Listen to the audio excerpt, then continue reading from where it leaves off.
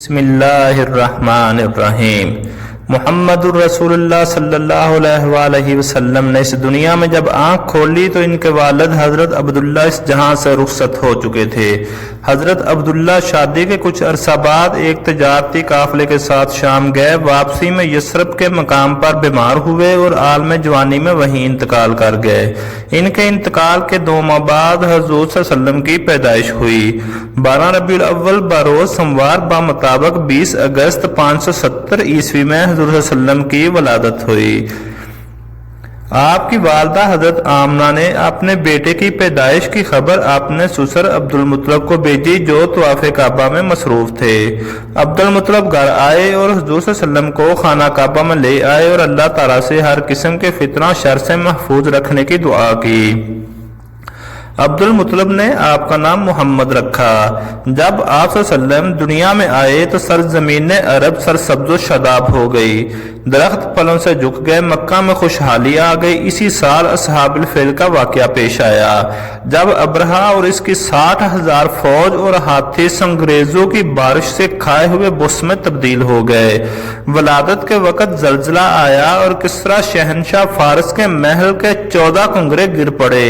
آتش قدا فارس میں صدیوں سے روشن آگ بجھ گئی۔ حضور صلی اللہ علیہ وسلم نے 3 دن تک اپنی ماں کا دودھ پیا، پھر صوبیہ کا دودھ پیا۔ 2 سال پہلے صوبیہ نے حضرت صلی اللہ علیہ وسلم کے چچا حمزہ رضی اللہ تعالیٰ عنہ کو بھی دودھ پلایا تھا۔ یہ وہ خوش قسمت خاتون تھی جنہوں نے حضور صلی اللہ علیہ وسلم کی پیدائش کی خبر ابو لہب کو سنائی تو ابو لہب نے انہیں آزاد کر دیا۔ عربوں میں رواج تھا کہ پرورش کے لیے کم سن بچوں کو دیہات میں بھیجا جاتا تھا۔ دیہاتوں میں رہنے والی عرب عورتیں سال کے مختلف حصوں میں مکہ آتی اور شیر خوار بچوں کو پرورش کرنے کے لیے صحرا میں لے جاتی۔ قبیلہ بنو سعد بن بکر کی عورتوں نے دوسرے بچوں کو گود لیا اور حضرت حلیمہ نے محمد صلی اللہ علیہ وسلم کو سینے سے لگایا۔ ابتدائی عمر کے 4 سال آپ صلی اللہ علیہ وسلم نے بنو سعد میں دائی حلیمہ کی رضاعیت کے زیر سایہ گزارے۔ رضاعت سے فارغ ہو کر حضور صلی اللہ علیہ وسلم اپنی والدہ کے پاس آ گئے۔ جب آپ صلی اللہ علیہ وسلم 6 سال کے ہوئے تو حضرت آمنہ اپنے خامند کے مزار کی زیارت کے لیے یثرب تشریف لے گئیں۔ اس سفر میں ام ایمن بھی ہمراہ تھی۔ حضرت آمنہ 1 ماہ تک یثرب میں مقیم رہیں۔ وہاں روز بروز ان کی صحت خراب ہو گئی اور وہ مکہ واپس آتے ہوئے سفر کے دوران ابواہ کے مقام پر ان کا انتقال ہو گیا۔ ام ایمن محمد الرسول صلی اللہ علیہ وآلہ وسلم کو مکہ مکرمہ لائیں اور ان کے دادا عبد المطلب کے سپرد کر دیا۔ 2 سال بھی نہ گزرے تھے کہ دادا عبد المطلب کا انتقال ہو گیا۔ دادا مرتے وقت اپنے 8 سالہ یتیم پوتے کو اپنے بیٹے ابو طالب کے حوالے کر گئے اور متوسط الحال ابو طالب کی سرپرستی میں محمد صلی اللہ علیہ وسلم کی زندگی کا نیا دور شروع ہوا۔ 8 سال کی عمر میں جب بچے دنیا کی اونچ نیچ سے بے خبر کھیل کود میں مگن ہوتے ہیں تو محمد صلی اللہ علیہ وسلم دن بھر بکریوں کی رکھوالی کرتے، جنگل میں انہیں چرانے لے جاتے، دوپہر کے کھانے میں جڑ بیری کے بیر کھا کر پیٹ بھرتے، اونٹوں کی مہار پکڑتے اور گھر کے چھوٹے بڑے کام کرتے۔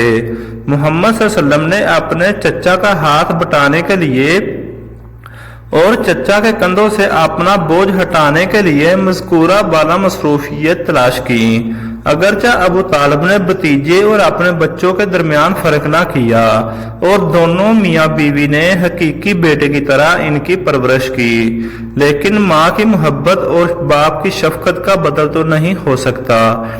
حضور صلی اللہ علیہ وسلم 8 سال کی عمر میں ہر صبح شہر سے باہر نکل جاتے اور شام گئے تک اکیلے صحرا میں رہتے۔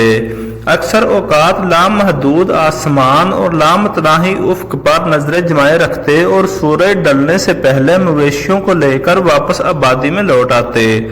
وہ بچہ جس کا باپ نہ ہو، جس کی ماں نہ ہو، جو کھیلنے کودنے کی عمر میں محنت مشقت کرے، وہ زندگی میں خود کفیل ہوتا ہے۔ پیغمبر اسلام کے چچا ابو طالب ایک تاجر تھے۔ وہ محمد کو 12 سال کی عمر میں شام لے گئے۔ شام کے شہر بصرہ کے نزدیک ان کا کارواں ٹھہرا۔ جس جگہ کارواں نے پڑاؤ کیا وہاں ایک سوما میں بہرا نامی راہب رہتا تھا۔ سریانی زبان میں بحیرہ کے معنی بزرگ اور دانشور کے ہیں۔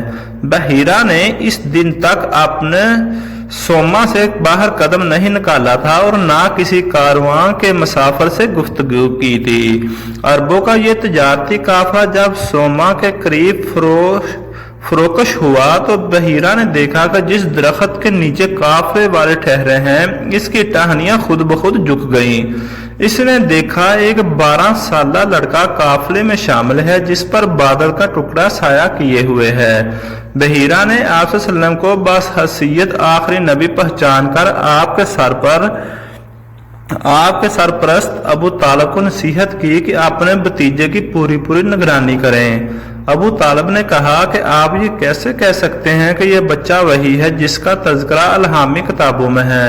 بحیرہ نے جواب دیا، تم لوگ جب گھاٹی کی اس جانب نمودار ہوئے تو کوئی بھی درخت یا پتھر ایسا نہیں تھا جو